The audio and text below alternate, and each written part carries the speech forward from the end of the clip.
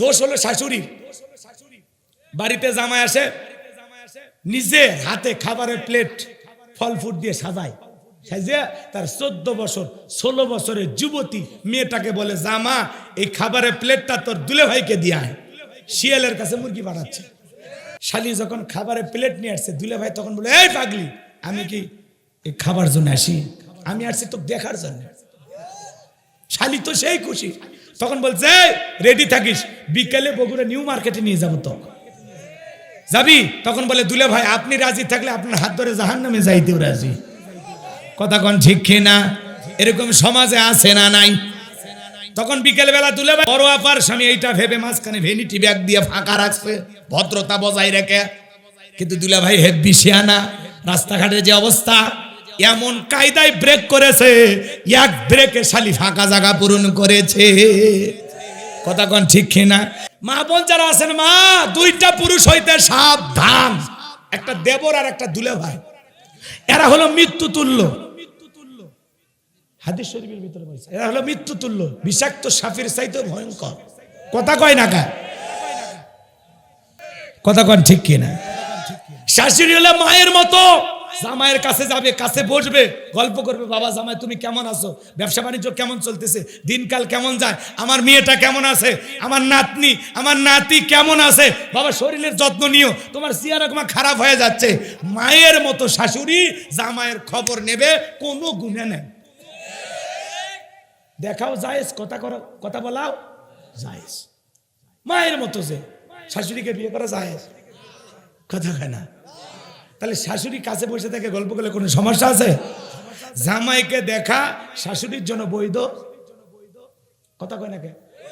আবার শাশুড়িকে দেখাও জামাইয়ের জন্য বৈধ। ভালো করে বোঝেন, শাশুড়ি তার মায়ের মতো, মায়ের মতো ভালো করে বোঝেন।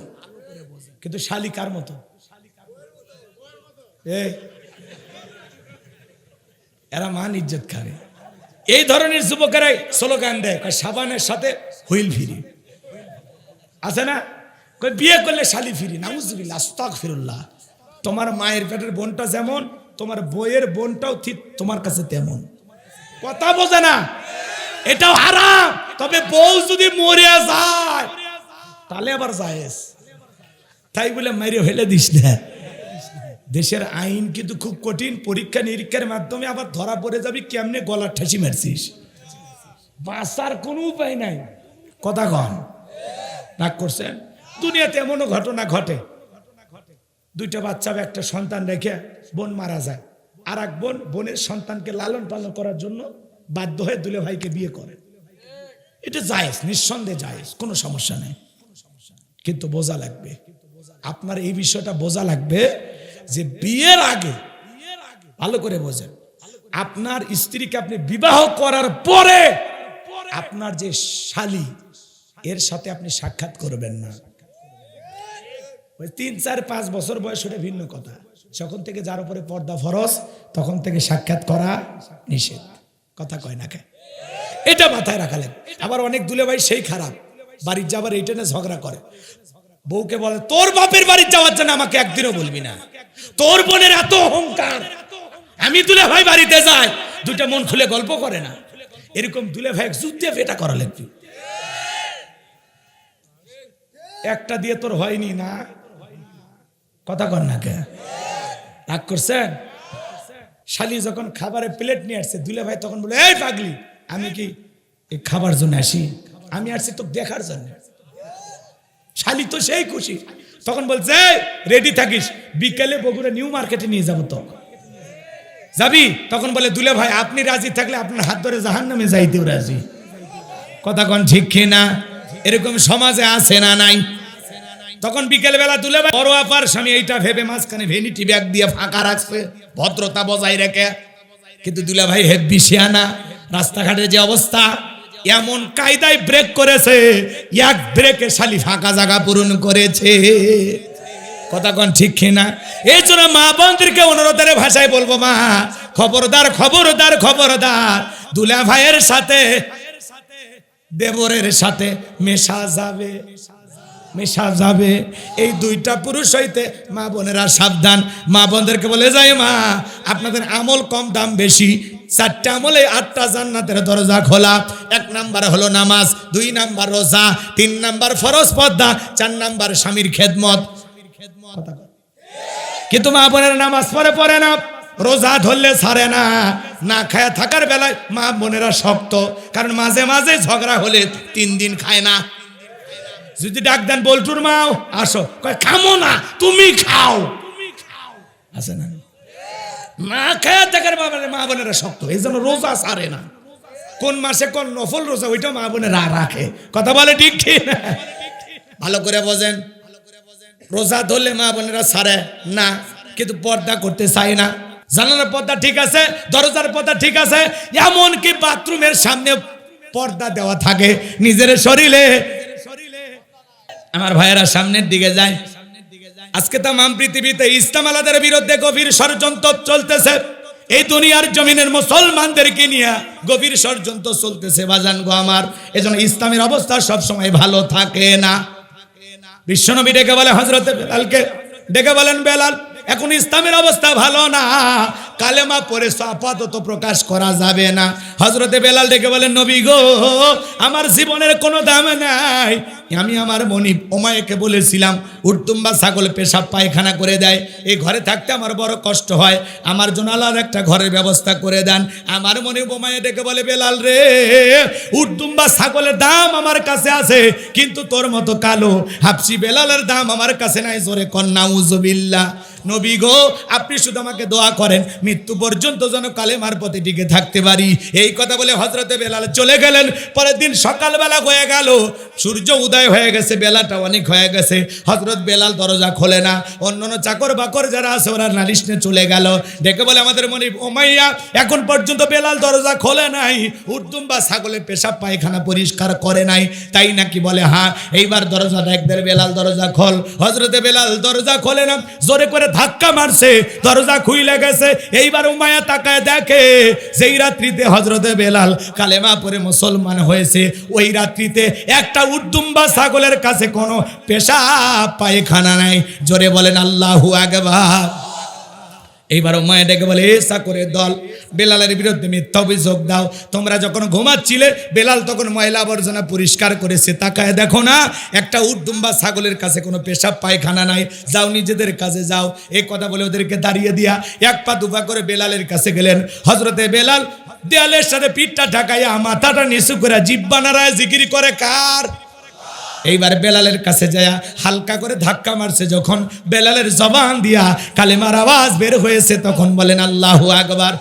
কালেমার আওয়াজ শোনার পর উমাইয়া ডেকে বলে, বেলাল রে, তোর জবান দিয়ে কি শুনলাম? হযরতে বেলাল ডেকে বলে, মুসলমান হয় যারা মিথ্যা কথা বলতে পারবে না তারা ওয়াকুলু কাউলান সাদীদা। মুসলমানেরা সদা সর্বদাই সত্য কথা বলবে, মুসলমানেরা কোনোদিন মিথ্যাবাদী হবে না। আজকে দেখেন না, অনারগোল মিথ্যা কথা বলে, মিথ্যা বলতে বলতে চেহারা বেঁকা হয়ে গেছে, 1 পা কবরে ঢুকে গেছে, এরপরে মিথ্যা বলা ছাড়ে না। ওর মিথ্যা কথা বলার স্টাইল দেখা শয়তান পর্যন্ত হাসে আর বলে আমিও এত খারাপ না। এ মিথ্যাবাদী নাই, নাম বলা লাগবে না, ভালো করে বোঝেন। যে কথা বলতে চাচ্ছিলাম, ভাসুরের নাম জানি, মুখে আনা নিষেধ, এমন জায়গায় ভাসুর হয়েছে ডাক্তার, দেখানোর কোনো উপায় নাই। আপনি তো মিথ্যা কথা বলেন না, আপনার নাম জানি তো, আমি বলবো না, কথা কয় নাকি? মুসলমানেরা কখনো মিথ্যাবাদী হতে পারে? মুসলমানের জবানটা পবিত্র থাকবে, মুসলমান জবান দিয়ে সত্য কথা বলবে, ঠিক আছে তো? ইনশাআল্লাহ আমরা সত্যবাদী হতে চাই, আল্লাহ কবুল করেন, জোরে বলেন আমিন। আমার ভাইয়েরা ভালো করে বোঝেন, হযরতে বেলাল ডেকে বলে, গতকাল রাত্রিতে বিশ্ব নবীর হাতে হাত রেখে আমি কালেমা পড়ে মুসলমান হয়েছি। এইবার উমাইয়া ডেকে বলে, বেলাল উটদুম্বা ছাগলের মালিক বানায় দেব, থাকার জন্য ভালো ঘর বাড়ি ব্যবস্থা করে দেব। হযরতে বেলাল ডেকে বলে, যতই লোভ দেখাও দুনিয়াবি পার্থিব সম্পদের বিনিময়ে বেলাল তার ঈমান বিক্রি করবে না। আল্লাহ আকবার। এবার ডেকে বলে, আমার কথা না শুনলে বড় নেতা আবু জেলকে খবর দিব।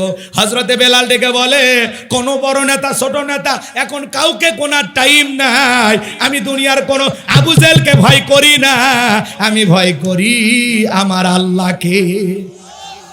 এইবার উমাইয়া দৌড়ে গেছে, যায় বলে নেতা সংবাদ খুব খারাপ, কি হয়েছে? বলে আমার বাড়ি কৃতদাস বেলাল কালেমা পড়ে মুসলমান হয়েছে, তাই নাকি? বলে হ্যাঁ। ঠিক আছে, বাড়িতে যাও, আমি আসতেছি। আবু জেলের একটা বিশেষ বাহিনী ছিল যাদের কাজই হলো মুসলমানদের রক্ত নিয়ে খেলা করা। আজও জালেমদের একটা বিশেষ বাহিনী আছে যাদের কাজই হলো মুসলমানদের রক্ত নিয়ে খেলা করা, নিরীহ মুসলমানদের উপরে জুলুম আর অত্যাচার করা। ভালো করে বুঝবেন বাজান গো আমার। আবু জেল তার বিশেষ বাহিনী নিয়ে কাদার মাস্তান নিয়ে ওমায়ের বাড়িতে হাজির হয়ে গেল। বেলালকে ডেকে বলে বেলাল এইদিকে আয়। আবু জেল এইবার বেলালকে ডেকে বলে বেলাল রে, তোর প্রতি আমার পার্সোনাল ভাবে মহাব্বত ভালোবাসা আছে, এসব কি শুনছি তুমি নাকি মুসলমান হয়েছ? বেলাল রে, উর্তুম বা ছাগলের মালিক যদি হতে চাও বানায়া দেব, ঘর বাড়ির ব্যবস্থা যদি করতে চাও ঘরের বাড়ির ব্যবস্থা আমরা করে দেব, ব্যবসা বাণিজ্য যদি করতে চাও দেড়হাম টাকা পয়সা যা লাগে ব্যবস্থা করে দেব, তুমি যা চাইবা তাই হবে। এরপরে আব্দুল্লাহর বেটা মুহাম্মদ সাল্লাল্লাহু আলাইহি সাল্লামের ধর্ম ত্যাগ করে আবারও বাপ দাদার ধর্মে ফিরে আসো। হযরত বেলাল ডেকে বলে আবু জেল রে, দুনিয়ার সম্পদের লোভ দেখাইয়া বেলাল তার ঈমান বিক্রি করবে না। দুনিয়ার সব সম্পদ দিতেও যদি রাজি হও, দুনিয়ার সম্পদ ছাড়তে রাজি, বিশ্ব নবীর কালেমা ছাড়তে রাজি নাই। বেলালের মতো যারা খাঁটি ঈমানদার এদেরকে টাকা দিয়ে কেনা যায় না, কিন্তু মুনাফিক মার্কা মুসলমান যারা, ওরা সকাল বিকাল টাকার কাছে বিক্রি হয়। টাকার বান্ডিল যেই দিকে ওদের ফতুয়া সেই দিকে। কথা বলে না কেন? বউ তালাক হয়ে গেছে, নেওয়ার কোনো উপায় নাই। 5,000 10,000 টাকা যদি হুজুরের হাতের মধ্যে দিয়ে দেওয়া হয়, হুজুর তখন বলে মানুষ তো ভুল করে, রাগান্বিত হয়ে ঘটনা ঘটছে, তওবা করে আর একবার রিস্ক নেওয়া যায়। টাকার গন্ধে অবৈধ বইটাকে বৈধ বানায় দেয়। বোঝেন নাই? টাকায় যেই দিকে ওদের ফতুয়া সেই দিকে। টাকা হইলে বাতিলের পক্ষে ফতুয়া। কথা কথা আছে না? না আছে না? টাকার কাছে বিক্রি হয়ে গেছে। এত বিক্রি হয়, একটা ডিম, কোয়ার্টার প্লেট বিরিয়ানি এর কাছে বিক্রি হয়। কথা কানা সামান্য দুনিয়াবি সুযোগ সুবিধা পাইলে হুজুর এমন তেল তেলা হুজুর হয়, বাপ রে বাপ। সুবিধাবাদ জিন্দাবাদ। কথা কন আছে না নাই? দুনিয়ার লোভ করে কোনো লাভ নাই। এই দুনিয়াতে যদি চিরকাল টিকে থাকা যাইতো তাহলে লোভ করে লাভ হইতো। যেতে হবে, বিদায়ের ঘন্টা কখন বাজবে? ওই যে লোভের টাকা নিয়ে ঘরে পৌঁছার আগে তোমার মৃত্যু হতে পারে। কথা বলে ঠিক কিনা? এই জন্য বেলালের মতো যারা খাঁটি মুমিন, খাঁটি ইমানদার, বেলালের উত্তরসূরিরা কখনো ঈমান বিক্রি করবে না, টাকার কাছে কখনো তারা বিক্রি হবে না। কথা বলেন ঠিক কিনা? ভালো করে বোঝেন বাজান গো আমার। যে কথা বলতে চাচ্ছিলাম গভীর মনোযোগ দিয়ে শোনেন। এইবার আবু জেল ডেকে বলে বেলাল রে, সোজা আঙুলে ঘিউ না উঠলে আঙ্গুলে একটু বাঁকা করা লাগবে। এই কথা বলে যুবকদেরকে লিয়ে দিল, চাবুক দিয়ে পিটাও। চাবুক দিয়ে পিটাইতে পিটাইতে হযরতে বেলালের কালো চামড়াটা ফেটে রক্ত ঝরতেছে। এরা যত জোরে চাবুক মারে, বেলাল তত জোরে আল্লাহর জিকির করে। আবু জেল ডেকে বলে বেলাল রে, মারতে মারতে পিঠটা পেটে রক্ত ঝরতেছে, এরপরে কি কালেমা ছাড়বি না? হযরতে বেলাল ডেকে বলে আবু জেল রে, মারতে মারতে যদি মেরেও ফেলে দাও জীবনটা দিতে রাজি, কিন্তু ইসলামের পথ ছাড়তে রাজি নাই। এইবার যুবকদের বলো পায়ের রশি লাগাও। হযরতে বেলালের পায়ের রশি লাগাইয়া মরুভূমির উত্তপ্ত গরম বালিতে ছেঁচড়াইয়া ছেঁচড়াইয়া নিয়ে ঘোরা হলো। আরবের গরম বালি কত গরম জানেন? চাল দিলে মুড়ি হয়ে যায়, এত গরম। সেই গরম বালিতে হযরতে বেলালকে ছেঁচড়াইয়া ছেঁচড়াইয়া নিয়ে করা হলো। বাবলা গাছের কাঁটাগুলো জিহ্বাতে পেরেকের মতো মারা হলো। বেলালের উপর নির্যাতন জুলুম করতে করতে এইবার ডেকে বলে বেলাল রে, চাবুক দিয়ে পিটাইলাম, মরুভূমির গরম বালিতে ছেঁচড়াইয়া নিয়ে ঘুরলাম, এরপরেও কি নবী মুহাম্মদ সাল্লাল্লাহু আলাইহি সাল্লামের ধর্ম ত্যাগ করবি না? হযরতে বেলাল ডেকে বলে আবু জেল রে, মারতে মারতে যদি মেরেও ফেলে দাও, বেলালের নিঃশ্বাস থাকবে যতদিন, বেলাল ইসলামের পথে টিকে থাকবে ততদিন। আল্লাহ। এইবার আবু জেল বলে, এ যুবকের দল, যাও বড় একটা পাথর নিয়ে আসে বেলালের বুকের উপরে চাপায়া দাও। বিশাল বড় একটা পাথর নিয়ে আসা কয়েকজন যুবক মিলে হযরতে বেলালের বুকের উপরে চাপায়া দিয়া, আবু জেল মনে মনে ভাবলো এই পাথরের চাপার আঘাতে বেলাল মারা যাবে। এই কথা ভেবে কাফেররা চলে গেল। হযরতে বেলালের বুকের উপরে বিশাল বড় পাথর, এরপরেও জিহ্বা নাড়ায় জিকির করে কার? আপনাকে তো জিকির করার জন্য কেউ পিটাই না, মারে না। জিকির করার জন্য আলাদা সময় লাগে না। দোকানদারি করতে করতে জিকির করা যায়, রিক্সা ভ্যান চালাতে জিকির করা যায়, কৃষি ক্ষেতে কাজ করতে জিকির করা যায়। অযথা বৈশা আছেন, জিহ্বা নাড়ায় জিকির করেন। হাদিস শরীফের ভিতরে আসছে, যার জিহ্বাটা আল্লাহর জিকিরে ভিজা থাকে ওই জিহ্বাওয়ালা মানুষ কোনোদিন জাহান্নামের আগুনে জ্বলবে না। ভাইরা আমার, এইবার হযরতে বেলাল জিহ্বানার আল্লাহর জিকির করে, বুকের ওপরে বিশাল বড় পাথর, চোখের কোনা দিয়ে পানি ঝরতেছে। আল্লাহকে ডেকে বলেন, আল্লাহ তুমি তো সেই আল্লাহ, ইব্রাহিমের জন্য নমরুদের আগুনকে যদি ফুলের বাগান বানায় দিতে পারো, আল্লাহ তুমি কি পারো না? আমি বেলালের বুকের উপরে পাথর থাকার কারণে তোমার মতো মালিকের জিকির করতে বড় কষ্ট হয়, আল্লাহ তুমি কি পারো না বেলালের বুকের পাথরটাকে তুলার মতো নরম বানায় দিতে? হযরতে বেলাল দোয়া করতে দেরি, আসমানের মালিক আমার আল্লাহ দোয়া কবুল করতে দেরি করে নাই। বেলালের বুকের পাথরটাকে আমার আল্লাহ পাক তুলার মতো নরম বানিয়ে দিয়েছে। এইবার বেলালের নিঃশ্বাসের সাথে পাথর ওঠে আর নামে, বলেন আল্লাহু আকবার। আরো জোরে বলেন আল্লাহু আকবার। আশিক রাসূল বেলাল, নবীর পাগল বেলাল, পোস্টার ব্যানার ছাপাইলে আশিক রাসূল হওয়া যায় না। 63 দিন ঈদে মিলাদুন নবী পালন করলে আশিক রাসূল হওয়া যায় না। কথা বল না।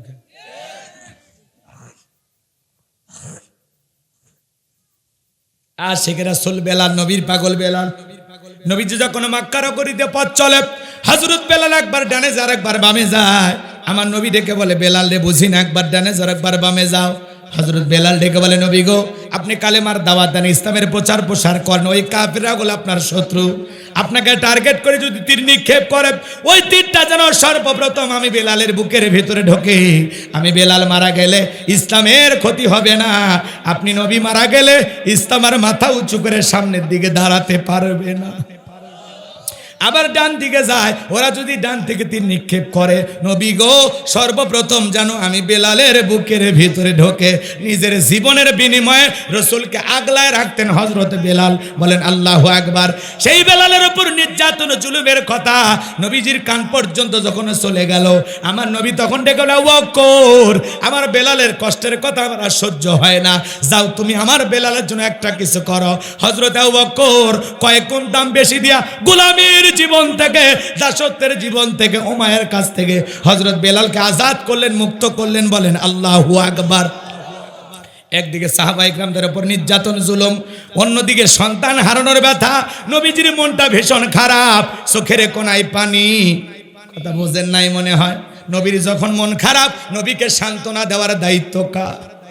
আমার আল্লাহ ডেকে বলে, জিবরাইল রে আমার বন্ধুর মা নাই বাবা নাই, আমার বন্ধু জন্মের আগে তার বাবাকে হারিয়ে ফেলেছে, জন্মের 6 বছর পরে মাকে হারিয়েছে। আমার বন্ধুর দুনিয়াতে আমি ছাড়া কেউ নাই। এ জিবরাইল আমার বন্ধুর মনটা হয়েছে ভারী, আমি আল্লাহ সইতে নাহি পারি। লাহু মাহফুজ থেকে সূরা কাউসার নিয়ে যায় আমার বন্ধুর ওপরে নাজিল কর তাড়াতাড়ি। হযরত আনাস দেখে বলেন, নবী এই মাত্র দেখলাম মনটা খারাপ, চোখের কোনায় পানি, আবার কেন মুস্কি হাসেন? আমার নবী দেখে বলে, আনাস আমার মনটা কেন খারাপ তোমরা বিষয়টা জানো, কিন্তু এই মাত্র আমার মুস্কি হাসি দেওয়ার কারণ হলো আসমান থেকে জিবরাইল এসে আমার উপরে সূরা কাউসার নাজিল করলো। বিশ্বনবী তখন সাহাবায়ে কিরামদের সামনে তিলাওয়াত করলেন, ইন্না আ'তাইনাকাল কাউসার ফাসাল্লি লিরাব্বিকা ওয়ানহার ইন্না শানিয়াকা হুয়াল আবতার। আল্লাহু আকবার। বিরক্ত লাগে? শোনেন, ছোটবেলায় বাবার হাত ধরে মসজিদে গিয়েছিলাম, ইমাম সাহেবের কণ্ঠে সূরা ফাতিহা শুনেছিলাম। আজকে আপনার বয়স 50-60 বছর পার হয়ে গেছে। যারা 5 ওয়াক্ত সালাত আদায় করেন, কমপক্ষে 40-12 বেশি সূরা ফাতিহা প্রত্যেকটা দিন পাঠ করতে হয়। কেউ কি বিরক্ত হয়ে বলেছে যে সূরা ফাতিহা পড়তে আর ভালো লাগে না? ভাই বলেছে? বলেনি। ভালো করে বোঝেন। আপনার মসজিদের ইমাম সাহেব মনে করেন 30-40 বছর ধরে ইমামতি করে, কোন হুজুরকে বলেছে ভাই প্রত্যেক বছর প্রত্যেকটা দিন আমি তো সূরা ফাতিহা দিয়ে নামাজ পড়লাম, নিয়ত করেছি 30 বছর ইমামতি করছি, আপনারা তো আমার মুসল্লি, আমার কথা তো শুনবেন, তো কাল মাগরিব থেকে সূরা ফাতিহা বাদ ইখলাস দিয়ে শুরু, কি বলবেন?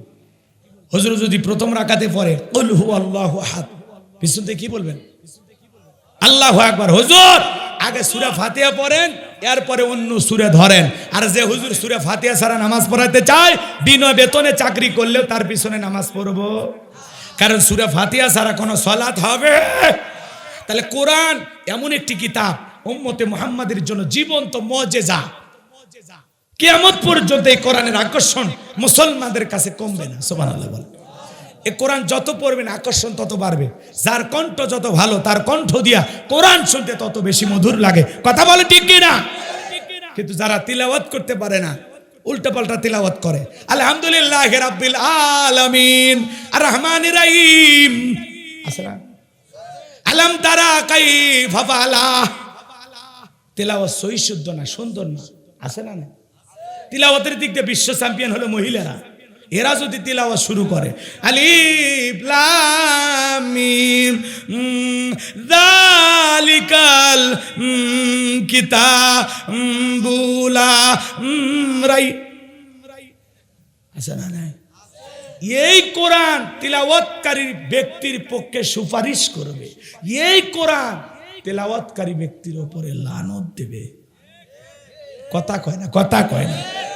তাহলে কিভাবে করতে হবে? আউজিদ আলাইহি ওয়ারাতিলিল কুরআনা তারতিলা, কোরআনকে তার তিলের সহিত স্পষ্ট করে ধীরে ধীরে সহি শুদ্ধভাবে সুন্দর করে তেলাওয়াত করতে হবে। কথা বলে ঠিক কিনা? আর সহি শুদ্ধ তিলাওয়াত শিখতে হলে অবশ্যই ছোটবেলায় সন্তানদেরকে মাদ্রাসায় দেওয়া লাগবে। কোরআন হাদিস শিখেন ছোটবেলায়, 2-4 বছর পড়ান। প্রত্যেকটা ছেলেকে যে হাফেজ মুফতি মুহাদ্দিস বানাইতে হবে এমনটা না, কিছুদিন মাদ্রাসায় পড়ান। যদি দেখেন মেধা ভালো, এই যে কয়েকদিন আগে বাংলাদেশের একটা ছেলে 36 দিনে কোরআন মুখস্থ করছে। বলা যায় না আপনার 4টে সন্তানের মধ্যে এমন একটা সন্তান আল্লাহ আপনাকেও দিয়েছে, আপনি মাদ্রাসায় দেন নাই, টের পান নাই। কথা বলে ঠিক কি না? আপনার এতগুলো সন্তান, ডাক্তার ইঞ্জিনিয়ার বানানোর স্বপ্ন আছে, কি মরার পরে একটা ছেলে জানাজার ইমামতি করবে এমন স্বপ্ন আপনার দেখতে মনে চায় না? তাহলে এরকম দ্বীনি মাদ্রাসায় সন্তানদেরকে দেওয়ার দরকার আছে না নাই? আপনি দুনিয়ার সব বোঝেন, এই জায়গায় ব্যথা করলে চলে যান ইবনে সিনায়, পরীক্ষা নিরীক্ষা করে 12,500 টাকা শেষ। ডাক্তার পরে বলে একটু গ্যাস, 10 টাকার ট্যাবলেটের জন্য 12,500 টাকা শেষ। কোনোদিন তো একটা হুজুরের কাছে যায় 500 টাকা 1000 টাকা মসজিদের ইমাম সাহেবের হাতে দিয়ে, যে হুজুর দেখেন তো আমি 2 রাকাত নামাজ পড়ি, আমার সলাতটা ঠিক আছে কিনা, আমার রুকু সিজদা ঠিক আছে কিনা, তাসবিহগুলো ঠিক আছে কিনা, আমার তিলাওয়াত ঠিক আছে কিনা, দরুদ শরীফ দোয়া কুনুত এগুলো ঠিক আছে কিনা কখনো বলেছেন? বলেননি। ও চিকিৎসার দরকার নেই নাকি? কোন রাগ করেছেন? কোরআন যত পড়বেন তত মজা লাগবে। কোরআন জোরে পড়লে মজা লাগে, টেনে পড়লে মজা লাগে। কোরআনের ভিতরে আল্লাহ আকর্ষণ দিয়েছে, কিয়ামত পর্যন্ত কোরআনের আকর্ষণ কমবে না। জোরে বলেন সুবহানাল্লাহ। কিন্তু একটা গান 2 দিন 3 দিন 4 দিন শোনার পরে মানুষ কয় প্যানপানি বন্ধ কর, কিসের বাদাম ফাটে শেষ। কথা কন ঠিক কিনা? এক শিল্পী এসে একটা গান গাইলে 2 দিন 4 দিন শোনার পরে মানুষ বিরক্ত হয়ে যায়। বোঝেননি মনে হয়? তার মানে কি হারামের মজা হলো ওয়ান টাইম, ক্ষণস্থায়ী। কিছু সময় কান সুখ, কিছু সময় ভালো লাগে, কিন্তু সব সময় ভালো লাগে না। 2বার 4বার শোনার পর বিরক্ত আসে। কিন্তু কোরআন মৃত্যু পর্যন্ত শুনলেও ইমানদারদের কাছে বিরক্ত লাগবে না। কথা কি বোঝা যায়? তাহলে হালালের মজা চিরস্থায়ী আর হারামের মজা হলো ক্ষণস্থায়ী। শিল্পী যে গান গাইলো, বন্ধু 3 দিন তোর বাড়িতে গেলাম দেখা পেলাম না, মানুষকে 3 দিন যায়ও দেখা হয় না, এর সাথে সম্পর্ক রাখলে গাড়ি ভাড়া দিতে দিতে জীবন শেষ। কথা কোন ঠিক কিনা? আর এক শিল্পী যে গান গাইলো, ও প্রিয়া তুমি কোথায়, কে শয়তান তোমাকে খুঁজতেছে নফল নামাজ পড়ার জন্য। এক একটা শিল্পী এসে এক একটা গান গাইলো, যুবকের আবার ওই গান নিয়ে পাগল থাকে। হে যুবক, গান বাজনা নিঃসন্দেহে হারাম। কথা বলে না কেন? লাহওয়াল হাদিস এই শব্দের দ্বারা সূরা লোকমানের 6 নম্বর আয়াতের ভিতরে আল্লাহ বলেছেন গান বাজনা, বাদ্য যন্ত্র, গিটার, তবলা। কথা কয় না কেন? সন্তানকে কোরআন শিখান। ওই সারে গামা পা নিদা পাগা জামা গারা ওগুলো শিখে লাভ নাই। কোরআন শিখান, কথা কয় না। আমি অবাক হয়ে যাই, মুসলমান তার মেয়েকে নৃত্য শিল্পী বানানোর জন্য গানের স্কুলে, নাচের স্কুলে ভর্তি করে দেয়, আবার হজও করেছে, কথা কয় না কে? আছে না বাবা? আমি অবাক হয়ে যাই, এ কি মুসলমান গো, যে তার সন্তানকে গান শেখানোর জন্য গানের স্কুলে দেয়, নাচ শেখানোর জন্য নাচের স্কুলে ভর্তি করে দেয়। এ কি মুসলমান? আবার দেখবেন এই যে খুদে গানরা, সেরা কণ্ঠ, এই যে গানের যে প্রতিযোগিতা হয়, ওখানে যদি ছেলে মেয়ে চান্স পায়, ইয়েস কাট পায়, অভিভাবকদের অভিমত যখন জিজ্ঞাসা করা হয়, আপনার মেয়ে, আপনার ছেলে ইয়েস কাট পেয়েছে, কয় আলহামদুলিল্লাহ, আমি আল্লাহর কাছে আর কিছুই চাই না। চিন্তা করছে, আপনার সন্তান যদি সালে আহমেদ তাকরিমের মতো হয়, তাহলে বলতে পারেন আল্লাহ এরকম একটা সন্তান দিয়েছেন, আর কিছুই চাই না। বোঝেন নাই? বোঝেন নাই?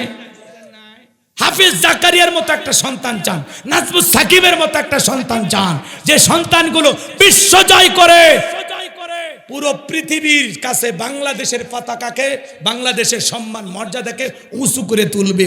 আর আপনার স্ত্রীর পেট থেকে আর আপনার মতো গর্বিত বাবার একটা সুসন্তান জন্মগ্রহণ করবে, যে বিশ্ব চ্যাম্পিয়ন হাফেজ হবে। কথা কয় না কে? এরকম সন্তান আপনি কামনা করেন, আপনি চান আপনার ছেলে মেয়ে গান শিখুক। আহা, আফসোস মুসলমান, আমি গুনাহগার, এই কথাগুলো বাস্তবতার সাথে তুলে ধরি, এজন্য অনেকে আবার মন খারাপ করে, কয় কমেডিয়ান বক্তা, গান গাওয়া বক্তা। বলেন, আপত্তি নাই, যেদিন মারা যাব সেদিন বুঝবেন যে কথাগুলোর প্রয়োজন ছিল। নরম বক্তা অনেক আছে, কথা কয় না কে? কিন্তু এরকম খুলে খুলে বাস্তব কথাও দুই একজনের বলা লাগবে, কথা বলে ঠিক কিনা? আঙ্গুল দিয়ে ধরায় দেওয়া লাগবে যে দোষটা কোথায়, সমস্যাটা কোথায়, কথা বলে না কেন? তাহলে মুসলমান, গান বাজনা আমাদের জন্য জায়েজ না হারাম? আরো জোরে বলেন, জায়েজ না হারাম? মনে থাকবে তো ইনশাআল্লাহ? হে যুবক, তোমাদের মোবাইলে গান থাকলে ডিলিট করে দাও, পরিবর্তন হয়ে যাও। শোনা যুবক, তোদের পায়ে হাত দিয়ে অনুরোধ করি, ইসলামী সঙ্গীত শোনো, কোরআন তিলাওয়াত শ্রবণ করো, হাক্কানি উলামা ইকরামদের বয়ান শোনো, আজে বাজে গান শোনো না। আল্লাহ যুবকদেরকে হেদায়েত দান করুন। জোরে বলুন আমিন, আরো জোরে বলুন আমিন। এইবার চলেন 1 নম্বর আয়াত, কষ্ট হবে আমার ভাইয়ের। আল্লাহ রাব্বুল আলামিন বলেন, ইন্না আ'তাইনাকাল কাউসার। আল্লাহু আকবার। আমার আল্লাহ ডেকে বলেন, নবী গো, নিশ্চয় আমি আল্লাহ পাক আপনাকে হাউজে কাউসার দান করেছি। বলুন সুবহানাল্লাহ। ইন্না আ'তাইনাকাল কাউসার, অবশ্যই আমি আল্লাহ পাক আপনাকে হাউজে কাউসার দান করেছি। দুনিয়ার অন্য কোন নবী রাসূলকে আল্লাহ পাক হাউজে কাউসার দান করে নাই। আপনার আমার বিশ্ব নবীকে আল্লাহ রাব্বুল আলামিন হাউজে কাউসার দান করেছেন। বলুন সুবহানাল্লাহ। এই হাউজে কাউসারের পানি মধুর চাইতে মিষ্টি, দুধের মতো সাদা, পানির চাইতেও ক্লিয়ার। কঠিন কিয়ামতের ময়দানে যেদিন সূর্য সোহাগ মাথার উপরে চলে আসবে, জমিন হবে তামার জমিন, মানুষের জিহ্বা কুকুরের মতো ঝুলে আসবে নামি পর্যন্ত। যেদিন মা তার সন্তানের পরিচয় দেবে না, ভাই ভাইয়ের পরিচয় দেবে না, স্ত্রী স্বামীর পরিচয় দেবে না। এ বাজার, যেদিন আল্লাহর আরশের ছায়া ছাড়া আর কোনো ছায়া থাকবে না, ওই কঠিন কিয়ামতের ময়দানে বিশ্ব নবীর হাতে এক পেয়ালা হাউজে কাউসারের পানি যে পান করবে, কিয়ামত দিবসের একদিন হবে 50,000 বছরের সমান। একবার রাসূলের হাতে হাউজে কাউসারের পেয়ালার পানি পান করলে জান্নাতে ঢোকা পর্যন্ত তার আর তৃষ্ণা লাগবে না। বিশ্বনবী হাউজে কাউসারের পেয়ালা নিয়ে দাঁড়িয়ে থাকবেন। ভালো করে বোঝেন, হযরত আবু বকর সিদ্দিক রাদিয়াল্লাহু তাআলা পেয়ালাগুলো ভরায়া দিবেন, মাঝখানে দাঁড়িয়ে থাকবেন হযরত ওমর। হযরত ওমর বিশ্বনবীর হাতে দিবেন, আর বিশ্বনবী তার আদরের উম্মতদেরকে খুঁজে খুঁজে হাউজে কাউসারের পানি পান করাবেন। হাউজে কাউসারের পেয়ালার সংখ্যা কত? আকাশের তারকারাজি গুণে কি শেষ করা যাবে? কথা বলেন। হাউজে কাউসারের পেয়ালার সংখ্যা আপনি গুণে শেষ করতে পারবেন না। মানুষ যখন দলে দলে হাউজে কাউসারের পানি পান করার জন্য রাসূলের দিকে তোমরা করবে, আল্লাহ রাব্বুল আলামিন মাঝ পথে কিছু মানুষের সামনে পর্দার আবরণ তৈরি করে দেবেন। আমার আল্লাহ রাব্বুল আলামিন যখন পর্দার আবরণ তৈরি করে দেবেন, আমার নবী তখন ডেকে বলবেন, আল্লাহ আমার অনেক উম্মত আসতেছিল দলে দলে, এখন কিছু সংখ্যা কমে গেল, ব্যাপারটা কি? আমার আল্লাহ তখন ডেকে বলেন, নবী গো, ও আমার বন্ধু, আপনি তো সবাইকে হাউজে কাউসারের পানি পান করাইতে পারবেন না। দুনিয়ার জমিনে দুইটা অপরাধ করেছিল যারা, আজকে হাসরের ময়দানে হাউজে কাউসারের পিয়ালার পানি পান করতে পারবে না তারা। নামাজ, রোজা, হজ, যাকাত অনেক কিছু করেছে, এরপরেও হাউজে কাউসারের পানি পাবে না, দুইটা অপরাধ থাকার কারণে। কয়টা অপরাধ? ওদিকে বলতে আধা ঘন্টা লাগবে, বলবো বিরক্ত যেন হইন না, ভালো করে শোনেন। হাউজে কাউসারের পিয়ালা পান করার জন্য রসুলের কাছে সবাই যাবে। এক পেয়ালা পানি পান করলে জান্নাতে ঢোকা পর্যন্ত তৃষ্ণা লাগবে না। রসুলের হাতে হাউজে কাউসারের পিয়ালার পানি, আর আল্লাহর আরশের নিচে শ্রেণীর মানুষ ছায়া পাবে। এই ভিআইপি গ্যালারি, এর ভিতরে যারা স্থান পাবে, এই মানুষগুলো যে জান্নাতি, এতে আর কোনো টেনশন। সুবহানাল্লাহ বলবেন না? এখন রসুলের হাতে হাউজে কাউসারের পিয়ালা কারা কারা পান করতেছেন একটু হাত তুলে দেখান তো। সবাই একটু হাত তোলেন যারা যারা পান করতে চান। রসুল হাউজে কাউসারের পিয়ালা নিয়ে দাঁড়িয়ে থাকবেন, আর আমরা যাব রসুলের চাঁদ মুখখানা দেখব, রসুলের হাতে এক পেয়ালা হাউজে কাউসারের পানি পান করব। আল্লাহ কঠিন কিয়ামতের ময়দানে রসুলের হাতে এক পেয়ালা করে হাউজে কাউসারের পানি পান করার সৌভাগ্য আল্লাহ আমাদের সবাইকে দান করুন। জোরে বলেন আমিন। আর একবার জোরে বলেন আমিন। শেষবারের মতো বলেন আমিন। হাত নামান। এই যে হাউজে কাউসারের পিয়ালা পর্যন্ত পৌঁছাইতে গেলে আপনাকে যে একটু কষ্ট করা লাগবে, বোঝেন নাই? আমি মুসাফির মানুষ, ধরেন এলাকা আসার পরে একটা ছেলেকে কিছু চকলেট দিলাম হাতের মধ্যে, দিয়ে বললাম, বাবা এক বন্ধা একটু পানি নিয়ে আসো তো, আমি একটু ওযু করব। ওই ছেলেটা চকলেট পাওয়ার আনন্দের ঠেলায় মারছে দেবো, মাঝপথে যে আচার খাইয়ে পইরে গেছে, হাঁটু ছিলে গেছে, একটু রক্ত বের হয়েছে, চামড়া উঠে গেছে, কিন্তু চকলেট থাকার খুশির কারণে উঠে দাঁড়াইছে। দাঁড়াইয়া বদনাম হইয়া পানি নিয়ে আমার সামনে হাজির। আমি তখন বললাম, বাবা এই পানিটা আনতে গিয়ে তোমার কষ্ট হয়েছে, ওই যে মাঝখানে পইরা গেল, ব্যথা পাইছো মনে হয়, কষ্ট হয়েছে তোমার।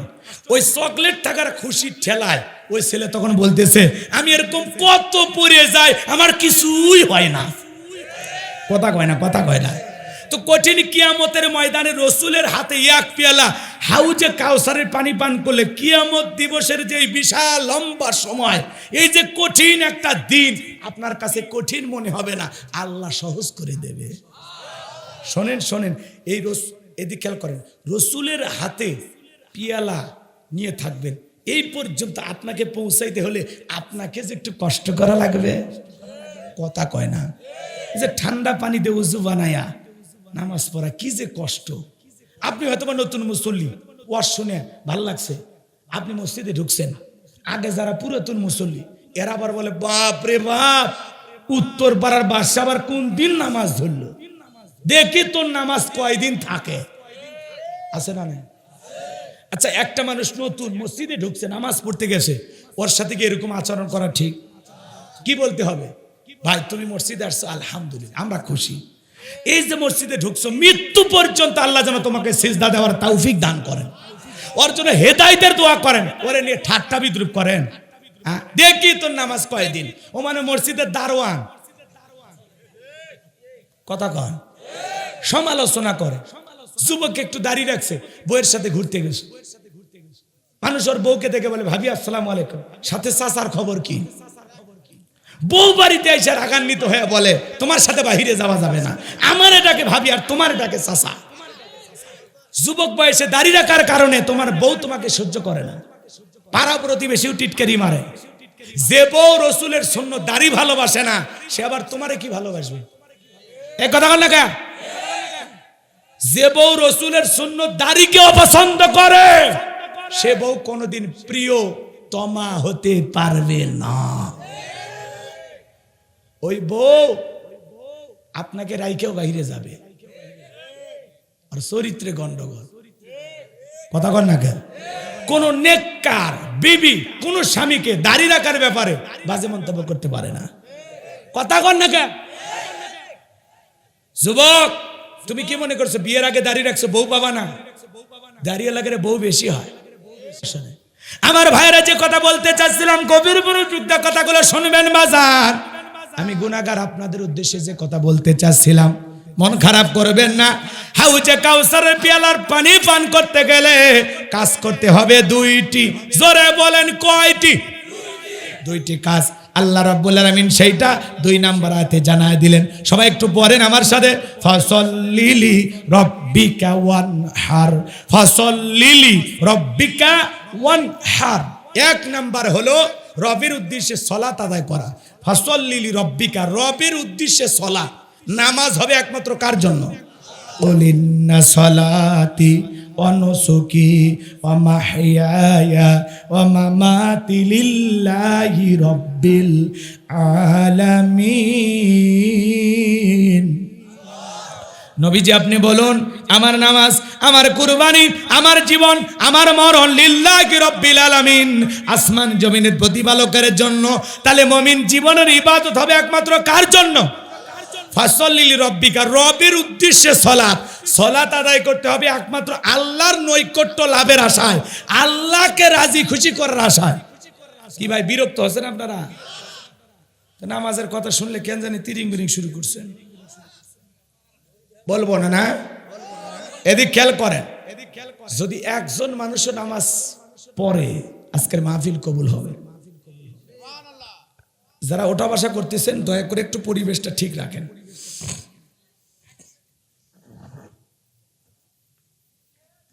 সমাজের হালচাল বলতে গেলে অনেকেরই কষ্ট হয়, কথা বলছেন নাই? উচিত কথা বলতে নাই, দস্ত বেজার হয়ে যায়, কথা কোন ঠিক কিনা? আজকে দৃষ্টি প্রতিবন্ধী একজন মানুষ, বাড়ি হলো নোয়াখালী জেলায়। কোন জেলায়? দৃষ্টি প্রতিবন্ধী আল্লাহর এই বান্দা হাইকোর্টে আসছেন জামিন নেওয়ার জন্য। সাংবাদিকের প্রশ্ন করে, ভাই আপনার তো চোখে আলো নাই, আপনি তো অন্ধ মানুষ, এই হাইকোর্টে কেন আসছেন? সে বলে, আমি একটা মামলার আসামি, আমার নামে একটা মিথ্যা মামলা দেওয়া হয়েছে, আমি নাকি গাড়ি পোড়ানোর মামলার আসামি। চিন্তা করেন, একটা অন্ধ মানুষ, চোখে দেখে না, একটা চোখ দিয়ে হালকা ঝাপসা দেখে, একটা মানুষের সাহায্য ছাড়া চলতে পারে না, অন্ধ মানুষ। আল্লাহর এই বান্দা নোয়াখালী জেলায় বাড়ি, আফসোস করে ডেকে বলে, আমি একজন অন্ধ হাফেজ। আল্লাহু আকবার বলেন। আমাকে মামলা দেওয়া হয়েছে, আমি নাকি গাড়িতে আগুন লাগাইছি, আমি কিছুই জানি না। একটা অন্ধ মানুষ কখনো গাড়িতে আগুন লাগাইতে পারে? কথা বলেন না কেন? তাহলে চিন্তা করেন, একটা অন্ধ মানুষের নামে যদি এমন মামলা হয়, না জানি কত হাজারো নিরপরাধ মানুষ আজকে মামলার আসামি হয়ে জেলখানায় জেল খাটে। কথা বলেন ঠিক কিনা? কত হাজারো নিরপরাধ মানুষ মামলার আসামি হয়ে বাড়িতে ঘুমাইতে পারে না। আজকে সমাজের অবস্থা দেখলে বড় কষ্ট লাগে, কথা বলেন না কেন? অন্ধ মানুষ, দৃষ্টি প্রতিবন্ধী, আল্লাহর এই বান্দার নামে গাড়ি পুরানোর মামলা দেওয়া হয়েছে, হাইকোর্টে এসেছেন জামিন নিতে। আমি নিউজটা দেখলাম বাজান, কথা বোঝেন নাই? সাংবাদিকেরা বলতেছেন, আপনার বাচ্চা কাচ্চা কয়জন? বলে 5টা। আপনি কি চোখে দেখতে পারেন? বলে হালকা একটু দেখতে পারি, কিন্তু কোথায় গাড়ি পড়াছে, কই পড়াছে আমি কিছুই জানি না। আপনি কি রাজনীতি করেন? বলেন না, আমি জন্মের পর থেকে রাজনীতি করি না, ও কি জিনিস আমি বুঝি না। আল্লাহু আকবার বলেন। একটা অন্ধ দৃষ্টি প্রতিবন্ধী, আজকে সেও মিথ্যা মামলার আসামি, কথা কন না কে? এই জন্য তো মাঝে মাঝে এদেশের মরা মানুষও ভোট দেয়, কথা কন ঠিক কিনা? এমন ঘটনা ঘটা স্বাভাবিক। ময়মনসিংহের এক চাচা, ওনার মোবাইলই নাই, ডিজিটাল নিরাপত্তা আইনে তাকে মামলা দেওয়া হয়েছে। চাচা বলে, বাবা টাচ মোবাইল কি, ও বাটম সেট যেটা, ওইটাও তো আমার নাই, কথা হয় না কেন? এরকম নিরপরাধ মানুষ, হাজারো নিরপরাধ মানুষ মিথ্যা মামলার আসামি হয়, কথা বলেন ঠিক কিনা? এই যে মিথ্যা মামলার আসামি মানে মানুষকে যে হয়রানি করা হয়, মানুষকে যে কষ্ট দেওয়া হয়, বছরের পর বছর জেলখানায় তাকে বন্দী করে রাখা হয়, মনে রাখবেন জবাব কিন্তু আল্লাহর কাছে একদিন দিতে হবে। যেদিন আল্লাহ রাব্বুল আলামিন বিচার দিবস কায়েম করবেন, মালিক ইয়াউমিদ্দিন, শেষ বিচার দিবস কায়েম করবেন, আল্লাহ যেদিন হবেন আহকামুল হাকিমিন, সেদিন হবে না এই বিচার, প্রত্যেকটা মানুষ তার অধিকার ফিরে পাবে, কথা বলে ঠিক কিনা? কথা বলে ঠিক কিনা? রাগ করছেন? করেন, সমস্যা নেই, বাস্তবতা বলতে হবে। সমাজ যাচ্ছে কোন দিকে? একটা অন্ধ মানুষ সে নাকি গাড়ি পড়াইছে, ও চোখেই দেখে না কোথাকার আগুন কই লাগাবে। কথা কন না কে? ও কিছু বোঝে? ভালো করে বুঝবেন। সমাজের এই কথাগুলো যখন আমরা শুনি তখন মনে হয় কই আছি, কোন দেশে আছি, কোন সমাজে আছি। কথা কন। আর হুজুরেরা যদি একটু ভিতরে যায় আপনারা আফসোস করেন। হ্যাঁ, নায়িকা এতগুলো বিয়ে করে কাবির নামা লাগে না, নায়ক বিয়ে করে কাবির লাগানো, কাবির নামা নামে না। বুঝেন নাই? নায়কের কাবির নামা নায়ক লাগে, বিয়ের কাবির লাগে না, হুজুরের লাগবে। কথা কন ঠিক কিনা? আল্লাহ সমাজের সকল মানুষদেরকে হেদায়েত দান করুন, জোরে বলেন আমিন। এ সকলের মানুষের জানমালের আমরা নিরাপত্তা চাই। আল্লাহ এ সমস্ত হয়রানি পেরেশানি থেকে বাংলাদেশের মানুষকে হেফাজত করুন, জোরে বলেন আমিন। তাহলে ফসল্লি লিরাব্বিকা, রবের উদ্দেশ্যে সালাত আদায় করা লাগবে। নামাজ হবে একমাত্র কার জন্য? ওয়াল্লাযীনা ইয়াবিতুনা লিরাব্বিহিম সুজদান ওয়া কিয়ামা, যারা রাত্রি জাগরণ করে আমি আল্লাহকে সিজদা দেয়, আমি আল্লাহর জন্য দণ্ডায়মান থাকে। যুবক রে, 5 ওয়াক্ত নামাজ এটা তো আদায় করাই লাগবে, এটা তো ডিউটি। কথা বলে না কেন? 5 ওয়াক্ত সালাত এটা তো আদায় করতে হবে। পাশাপাশি রাতের 1টা 2টা 3টার দিকে উঠা, যারা তাহাজ্জুদের যায় নামাজে দাঁড়া যায়, রাতের 1টা 2টা 3টার দিকে উঠা বিবির ভালোবাসা ত্যাগ কইরা, আরামের বিছানা ত্যাগ কইরা, ঠান্ডা পানি দিয়া ওযু বানায়া নিরালায় নিবৃত্তিতে যায় নামাজে দাঁড়ায় গেলেন। এই নামাজ দুনিয়ার কাউকে দেখানোর জন্য নয়, এই নামাজ হলো একমাত্র আল্লাহকে রাজি খুশি করার জন্য। কথা বলেন ঠিক কিনা?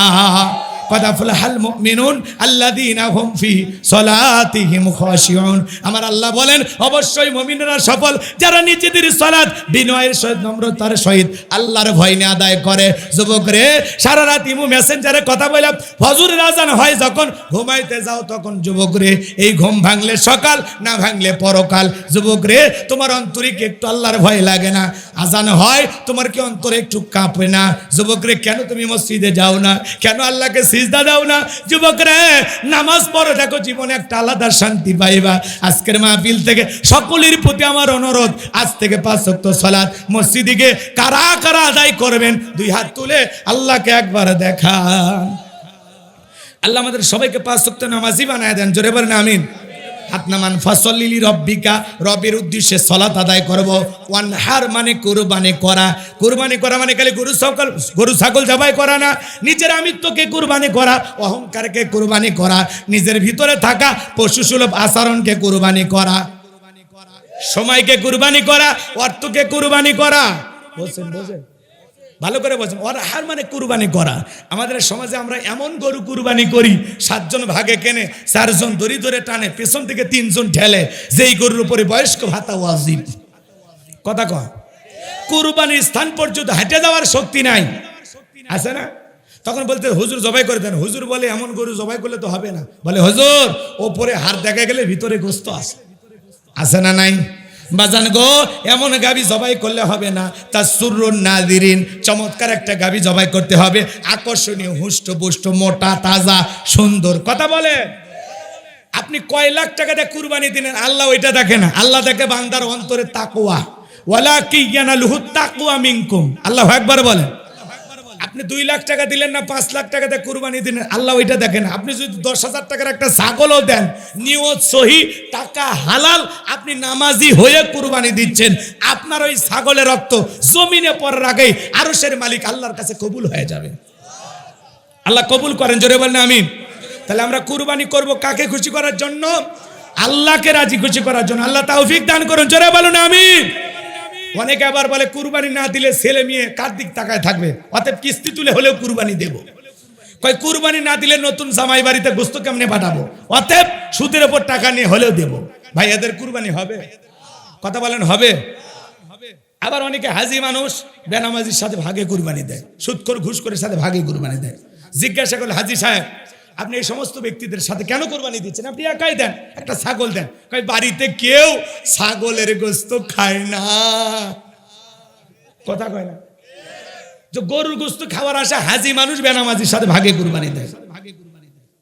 আপনাদের ওয়াদা ঠিক আছে, বুঝলেন? ধন্যবাদ আপনাদেরকে, আমি দোয়া করে দিচ্ছি এখনই। কষ্ট হচ্ছে আপনাদের? তাহলে কুরবানিও দেবো কার জন্য? আরো জোরে বলেন। আরে ভাই, জামাই বাড়িতে গোস্ত পাঠানোর আশায় কুরবানি না, ছেলে মেয়েকে খাওয়ানোর আশায় কুরবানি না, কুরবানি হবে আল্লাহর জন্য। জবাই করার পরে আপনি আপনার বউ বাচ্চা নিয়ে খাবেন, গরিব দুঃখী মানুষকে দেবেন, আত্মীয় স্বজনকে তো দেবেন। কথা বলেন, তাই নিয়ত সই করেন যে কুরবানিটা আল্লাহর জন্য, জবাই করে পরে খাইন। কথা কয় না। আবার কেউ কুরবানি কিনে নিয়ে এসে রাস্তায় বেঁধে রাখে, কয় তালুকদার সাহেব কত? কয় 5 লাখ। কয় ঠকেন নাই, জিতছেন। তালুকদার কয় আমি ঠকার মানুষ, পিছনে যে রান, 1 রানে তো 6 মণ গোস্ত হবে। এ কুরবানির পশু নিয়ে এসে কোথায় কি পরিমাণে গোস্ত হবে হিসাব নিকাশ করে, এদের কুরবানি হবে? জোরে বলেন হবে? আবার যুবকেরা সেলফি, গরু জবাই করা সেলফি, গোস্ত কাটার সেলফি, গরু কেনার সেলফি। হাই রে, আবার এখন ডিজিটাল মিটার বের হয়েছে, কয়েকজন ভাগে দেয়, ওটা আবার মিটারে মাপে আবার হিসাব নিকেশ ফেলায়, ভাগে কত বলো, 525 টাকা কেজি, ভালোই লাভ হচ্ছে। তো কাল থেকে কষায়ের ব্যবসা শুরু করে। কথা কন ঠিক কিনা? হাই রে মুসলমান, কুরবানি হবে আল্লাহর জন্য। আর কত কাহিনী, কত নাটক। কথা কন।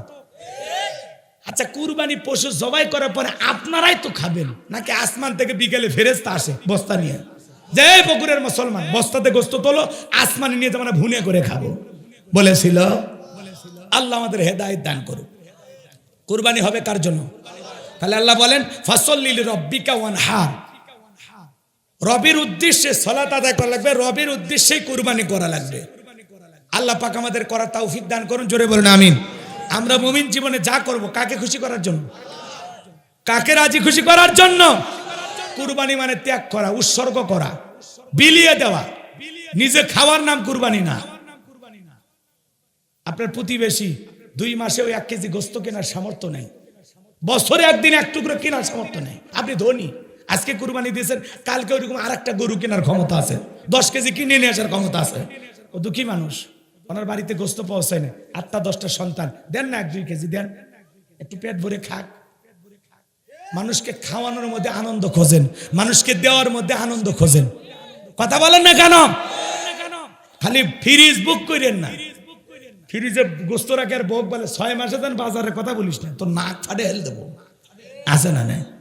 আবার এমনও কুরবানি দেতা আছে, এই কুরবানি গোস্ত পরের কুরবানি পর্যন্ত নিয়ে যায়, বিয়ে বাড়িতে এসে আর খায়, আর বলে বিয়ে গোস্ত এত শক্ত কেন? কয় কুরবানির গোস্ত ফ্রিজে ছিল তো। কত বড় শয়তান ভাই, খান। তাই বলি এইভাবে খাইন না। আবার কেউ বড় দেখে গরু কেনে, ওই কুরবানির পরে ছেলের বিয়ের অনুষ্ঠান আছে, ধান্দা করে যে ওখান থেকে কিছু গুস্ত রেখে ছেলের অনুষ্ঠান পারি দেবে। হবে? হ্যাঁ, এই কুরবানি হবে? আপনারাই তো মুফতি হয়ে গেছেন, ফতুয়া কার কাছে নেবেন? তো এই সমাজে এগুলো চলে। কথা বলেন ঠিক কি না? আল্লাহ আমাদেরকে, আল্লাহ তাআলাকে রাজি খুশি করার উদ্দেশ্যে সকল ইবাদত করার তৌফিক দান করুন। জোরে বলুন আমিন। ইন্না শানিয়া কাহুয়াল আবতার। নবী গো, যারা আপনাকে লেসকানারির বংশ বলে, আপনাকে হাত করে বলে, আপনি মন খারাপ করবেন না। ওই আবু লাহাব, উতবা, সাইবা, ওদের বংশে বাতি জ্বালানো কেউ থাকবে না। আমি আল্লাহ ওদেরকে নির্বংশ করে ছাড়বো। আপনার ছেলে সন্তানগুলোকে শিশুকালে নিয়েছে, আপনি মন খারাপ করবেন না। আপনার কোটি কোটি রুহানি সন্তান আমি আল্লাহ দুনিয়ার জমিনে পাঠাবো, যারা নিজের জীবনের চাইতে আপনাকে বেশি ভালোবাসবে। আজকে তাম পৃথিবীতে 200 কোটি মুসলমান, কম বেশি 200 কোটি মুসলমান। তাম পৃথিবীর মুসলমানেরা হলো রসুলের রুহানি সন্তান। কথা বলে না কেন? আমরা রসুলের রুহানি সন্তান। সুবহানাল্লাহ বলেন।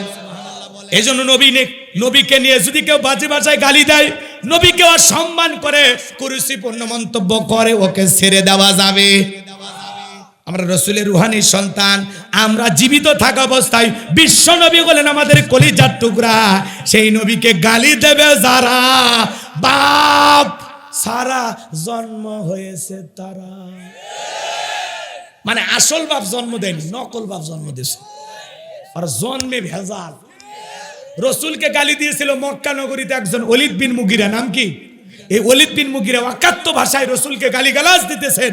আল্লাহ সহ্য করতে পারলেন না, আসমান থেকে আয়াতে কারিমা নাজিল করে আমার আল্লাহ জানায় দিলেন, ও নবী, এই ওলীদ বিন মুগীরা আপনাকে গালি দেয় কারণ উতুল্লিম বাদা জালিকা জানিম, এ হলো পিতৃ পরিচয়হীন জারর সন্তান। একটা বাস্টার্ড নবীকে গালি দেয় তারা, অবৈধভাবে দুনিয়াতে জন্ম হয়েছে যারা। ওলীদ বিন মুগীরা আরবের মানুষ, কথা শোনার পর মাথা গরম হয়ে গেছে, দেখে বলে নবী আপনি থাকেন, আমি আসতেছি। কারণ ছেলেটা বৈধ না বৈধ জানে কে? ফ্যাক্টরির মালিক মা। কথা কান ঠিক কিনা? ওলীদ বিন মুগীরা তার মায়ের কাছে চলে গেল, যায় বলে মা, বিশ্ব নবী আমাকে বলেছেন উতুল্লিম বাদা জালিকা জানিম, আমি নাকি পিতৃ পরিচয়হীন যার সন্তান, আমার জন্মে নাকি সমস্যা আছে। মা যা বলবি সত্য বলবি, মিথ্যা বলবি না। ওলীদ বিন মুগীরার মায়ের নাম ছিল ঝর্ণা। মনে মনে ভাবতেছে, বাবা রে, এই গোপন তত্ত্ব নবী কেমনে জানলো? নবী তো জানতেন না, নবীকে জানিয়ে দিয়েছেন তিনি কে? আরো জোরে বলেন। এইবার ওলীদ বিন মুগীরার মা বলতেছে, বাবা রে, আমিও মিথ্যা কথা বলবো না, বয়স হয়ে গেছে, মিথ্যা বলে লাভ কি? যা বলবো সত্য বলবো। তোর বাবা ব্যবসা বাণিজ্যের কাজে এতটাই ব্যস্ত ছিল, তোর বাবা টাকা চেনে, তোর মায়ের মন চেনে না। আমার সোনালী দিনগুলো চলে যায়, বুকে বালিশ নিয়ে ঘুমায়, তোর বাবা আমার কাছে আসে না। তোর বাবা ব্যবসা বাণিজ্যের কাজে এতটাই ব্যস্ত ছিল, মাসের পর মাস চলে যায়, তোর বাবা আমার দিকে ফিরেও তাকায় না। কথা কর না।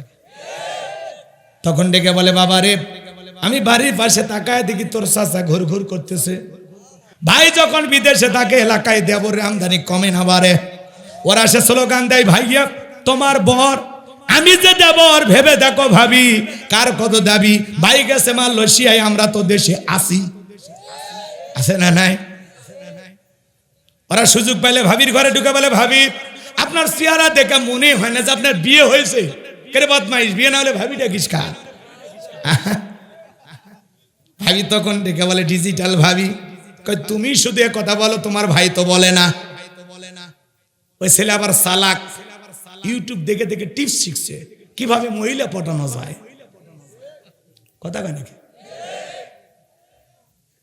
ওই টিপস অনুযায়ী ভাবিকে বলতেছে, ভাবি ভাইয়ার কি সেই চোখ আছে? কথা কন না কেন? ভাবি যদি ইমানদার, নেককার, দিনদার, আল্লাহওয়ালা হইতো, ডেকে বলতো, কুল্লিল মুমিনিনা ইয়াগুদ্দুনা মিন আবসারিহিম। হে দেবর, আল্লাহ তাআলা বলেছেন মুমিন পুরুষের দৃষ্টি থাকবে নিচের দিকে। আমাকে দেখার অধিকার শুধু তোর ভাইয়ের আছে, তোর জন্য আমাকে দেখা জায়েজ নাই, দূর হয়ে যা। আর এই ভাবি যে স্পেশাল ভাবি, ওই যে হাল জুড়েছে ছোট দেওরা, বাড়ির পাশে বিয়াতে রারা, সেই ভাবি যে বোঝেন নে, রাগ করছে, করেন, সমস্যা নাই, দোয়া করে দেবো। এখন আজকে সমাজে এই ধরনের ঘটনা ঘটে। কথা বলে মা বোন যারা আছেন, মা দুইটা পুরুষ হইতে সাবধান, একটা দেবর আর একটা দুলে ভাই, এরা হলো মৃত্যু তুল্য। হাদিস শরীফের ভিতরে বলছে, এরা হলো মৃত্যু তুল্য, বিষাক্ত সাপের চাইতে ভয়ঙ্কর। কথা কয় না কা? দোষ হলো শাশুড়ির। বাড়িতে জামাই আসে, নিজে হাতে খাবারের প্লেট ফল ফুট দিয়ে সাজায়, সাজিয়ে তার 14 বছর 16 বছরের যুবতী মেয়েটাকে বলে, জামা এই খাবারের প্লেটটা তোর দুলে ভাইকে দিয়ে আয়। শিয়ালের কাছে মুরগি পাঠাচ্ছে। কথা কন ঠিক কিনা?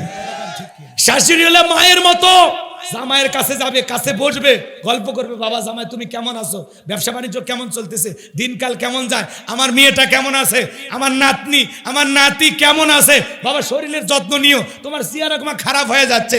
মায়ের মতো শাশুড়ি জামাইয়ের খবর নেবে, কোনো গুণে নেই। দেখাও জায়েজ, কথা করো, কথা বলাও জায়েজ। মায়ের মতো যে শাশুড়িকে বিয়ে করা জায়েজ। কথা হয় না? তাহলে শাশুড়ি কাছে বসে থেকে গল্প করলে কোনো সমস্যা আছে? জামাইকে দেখা শাশুড়ির জন্য বৈধ। কথা কয় নাকি? আবার শাশুড়িকে দেখাও জামাইয়ের জন্য বৈধ। ভালো করে বোঝেন, শাশুড়ি তার মায়ের মতো, মায়ের মতো ভালো করে বোঝেন। কিন্তু শালি কার মতো? এরা মান ইজ্জত খাবে, এই ধরনের যুবকেরাই স্লোগান দেয়, কয় সাবানের সাথে হুইল ফ্রি। আছে না? কই বিয়ে করলে শালি ফ্রি। নাউজুবিল্লাহ, আস্তাগফিরুল্লাহ। তোমার মায়ের পেটের বোনটা যেমন, তোমার বইয়ের বোনটাও ঠিক তোমার কাছে তেমন। কথা বোঝে না? এটাও হারাম। তবে বউ যদি মরে যায় তাহলে আবার জায়েজ। তাই বলে মাইরে ফেলে দিস না। দেশের আইন কিন্তু খুব কঠিন। পরীক্ষা নিরীক্ষার মাধ্যমে আবার ধরা পড়ে যাবি কেমনে গলার ঠাসি মারছিস। বাঁচার কোনো উপায় নাই। কথা কন, রাগ করছেন? দুনিয়াতে এমনও ঘটনা ঘটে, দুইটা বাচ্চা একটা সন্তান রেখে বোন মারা যায়, আর এক বোনের সন্তানকে লালন পালন করার জন্য বাধ্য হয়ে দুলে ভাইকে বিয়ে করে। এটা জায়েজ, নিঃসন্দেহে জায়েজ, কোনো সমস্যা নেই। কিন্তু বোঝা লাগবে, আপনার এই বিষয়টা বোঝা লাগবে যে বিয়ের আগে ভালো করে বোঝেন, আপনার স্ত্রীকে আপনি বিবাহ করার পরে আপনার যে শালী এর সাথে আপনি সাক্ষাৎ করবেন না। ওই 3, 4, 5 বছর বয়স ওটা ভিন্ন কথা। যখন থেকে যার উপরে পর্দা ফরজ তখন থেকে সাক্ষাৎ করা নিষেধ। কথা কয় না কে? এটা মাথায় রাখা লাগবে। আবার অনেক দুলে ভাই সেই খারাপ, বাড়ির যাবার এইটা না ঝগড়া করে। বউকে বলে তোর বাপের বাড়ির যাওয়ার জন্য আমাকে একদিনও বলবি না, তোর বোনের এত অহংকার, আমি দুলে ভাই বাড়িতে যাই, দুইটা মন খুলে গল্প করে না। এরকম দুলে ভাই যুদ্ধে এটা করা লাগবে। একটা দিয়ে তোর হয়নি না, কথা কর না কে? রাগ করছেন? শালি যখন খাবারের প্লেট নিয়ে আসছে দুলে ভাই তখন বলে এই পাগলি, আমি কি এই খাবার জন্য আসি? আমি আসছি তো দেখার জন্য। শালি তো সেই খুশি, তখন বলছে রেডি থাকিস, বিকেলে বগুড়া নিউ মার্কেটে নিয়ে যাবো। তো যাবি? তখন বলে দুলে ভাই আপনি রাজি থাকলে আপনার হাত ধরে জাহান্নামে যাইতেও রাজি। কথা কন ঠিক কিনা? এরকম সমাজে আছে না নাই? তখন বিকেল বেলা দুলে ভাই বড় আপার স্বামী এইটা ভেবে মাঝখানে ভ্যানিটি ব্যাগ দিয়ে ফাঁকা রাখছে, ভদ্রতা বজায় রেখে। কিন্তু দুলে ভাই হেব্বি শিয়ানা, রাস্তাঘাটের যে অবস্থা, এমন কায়দায় ব্রেক করেছে, এক ব্রেকে শালি ফাঁকা জায়গা পূরণ করেছে। কথা কন ঠিক কিনা? এই জন্য মা বোনদেরকে অনুরোধের ভাষায় বলবো, মা খবরদার খবরদার খবরদার, দুলা ভাইয়ের সাথে দেবরের সাথে মেশা যাবে, মেশা যাবে। এই দুইটা পুরুষ হইতে মা বোনেরা সাবধান। মা বোনদেরকে বলে যায়, মা আপনাদের আমল কম দাম বেশি, 4টা আমলে 8টা জান্নাতের দরজা খোলা। 1 নাম্বার হলো নামাজ, 2 নাম্বার রোজা, 3 নাম্বার ফরজ পর্দা, 4 নাম্বার স্বামীর খেদমত। কিন্তু মা বোনের নামাজ পড়ে না, রোজা ধরলে ছাড়ে না, না খায়া থাকার বেলায় মা বোনেরা শক্ত, কারণ মাঝে মাঝে ঝগড়া হলে 3 দিন খায় না। যদি ডাক দেন বল্টুর মাও আসো, কয় খামো না, তুমি খাও। আছে না? না খায়া থাকার মা বোনেরা শক্ত, এই জন্য রোজা ছাড়ে না। কোন মাসে কোন নফল রোজা ওইটা মা বোনেরা রাখে। কথা বলে ঠিক ঠিক না? ভালো করে বোঝেন। রোজা ধরলে মা বোনেরা ছাড়ে না, কিন্তু পর্দা করতে চায় না। জানালার পর্দা ঠিক আছে, দরজার পর্দা ঠিক আছে, এমনকি বাথরুমের সামনে পর্দা দেওয়া থাকে নিজের শরীরে। কথা কন থাক, অনেক রাত হয়েছে তো। আসলে ভাঙ্গা বাজারের সান ইয়া তো রাতে ওয়াজ করা আসলেই কঠিন। আপনাদের কষ্ট হচ্ছে, আমারও কষ্ট হচ্ছে, আর কষ্ট না দিতে চায় না। শোনেন শোনেন, রসুল হলেন আমাদের কলিজার টুকরা নবী, ঠিক আছে তো? যদি কেউ নবীকে গালি দেয় আর সার আছে, কথা বলেন, তুমি আমার বাপকে গালি দাও আমি সহ্য করব, মাকে গালি দাও সহ্য করব, আমাকে গালি দাও সহ্য করব, আমার দলকে গালি দাও সহ্য করব। কিন্তু বিশ্ব নবী হলেন আমাদের কলিজার টুকরা নবী। সেই নবীকে নিয়ে যদি কেউ বাজে ভাষায় গালি দেয়, অকাত্য ভাষায় গালি দেয়, কুরুচিপূর্ণ মন্তব্য করে, বিশ্ব নবীকে নিয়ে যারা বাজে ভাষায় গালি দেবে, ওই সমস্ত নাস্তিক মুরতাদ বেঈমানদেরকে ধইরা জিহ্বা টান দিয়ে ছিঁড়ে কুকুরকে খাওয়ায় দেব। নবীজির অপমান মেনে নেওয়া হবে না। পৃথিবীর যেই দেশেই হোক না কেন, যারাই নবীকে গালি দেবে বোঝা যায় ওদের জন্মে ঠিক নাই, ওদের বাপ আসল বাপ না, ওদের জন্ম দিয়েছে অন্য বাপে। এই ফ্রান্সের লোকেরা গালি দিল না, 228টা রাষ্ট্র নিয়ে গবেষণা করা হলো ফ্রান্সের লোকেরা কেন গালি দেয়। জরিপে বের হয়ে আসলো ফ্রান্সের মহিলারা বিয়ের আগেই বাচ্চা জন্ম দেয়। তাহলে ওটা কি হালাল জাদা? কথা কয় না, তাহলে ওরা গালি দেবে না, কারণ ওদের জন্মেরই ঠিক নাই। আর ওরা গালি দিয়ে কি হবে? রসুল হলেন পৃথিবীর শ্রেষ্ঠ মানুষ, মোহাম্মদ মানেই প্রশংসিত। আগে পরে যতই গালি দেন, রসুলের সম্মান মর্যাদা দিয়েছেন কে?